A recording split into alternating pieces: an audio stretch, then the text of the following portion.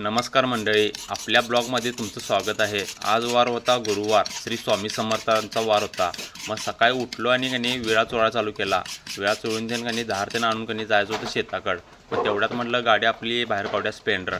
मग गाडी परतून तेन घेतली आणि यशराजला घेतलं बघा आणि वैरणला जायचं होतं। मग बसलो गाडीवर, यशराजने किल्ली दिला आणि यशराज पण बसला आणि गाडीची किक मारली आणि थेट निघाला बघा। 5 मिनिटात आलो शेतात बघा। सकाळी कणी 8:30ला आलो आहे। 8:30ला ऊन केवढा आहे बघा कोल्हापूरमध्ये, उन्हाचा तडका जोरात आहे। मग तिथनं कणी आलो शेतात।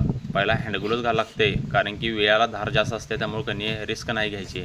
मग विळा घेतला आणि कणी वैरण कापा चालू केलो।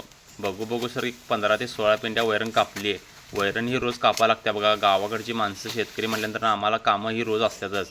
मग तिथनं वैरण तिनं वळून झाल्यानंतर वैरण भरायला चालू केलो। मग गाडीवर इकडं थोड्या पेंड्या तिकडं थोड्या पेंड्या कणी हे असं व्यवस्थित रचा लागत्या। गाडीवर वैरण तेन रचली आणि आलो घरात। थेट आंघोळ वगैरे केली आणि आज गुरुवार असल्यामुळं कणी स्वामींचा अभिषेक घातला दुधाचा। गाईचं दूध सकाळी ठेवतोय एकदम फ्रेश आणि त्यानं कणी अभिषेक वगैरे घातला। तुम्ही पण स्वामीची भक्ती करा, तुमचं पण मन समाधान होईल, शांत होईल। इथनं अभिषेक वगैरे झाल्यानंतर आई आमची जेवण करायची।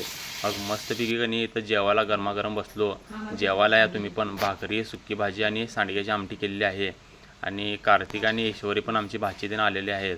त्यानंतर सायंकाळी आमची आई कणी इथं दारात कणी वांग्याची झाड लावल्या, तिथलं कणी जरा खुरपण वगैरे करत होती। ही बघा नॅचरली वांगी तुम्ही बघू शकता कसे आहेत। तरी तुम्हाला गावाकडचा ब्लॉग कसा वाटला कमेंट करून सांगा लागते। ब्लॉग आवडला असल्यास फॉलो करा लागते। सपला इशे। जय हिंद, जय महाराष्ट्र।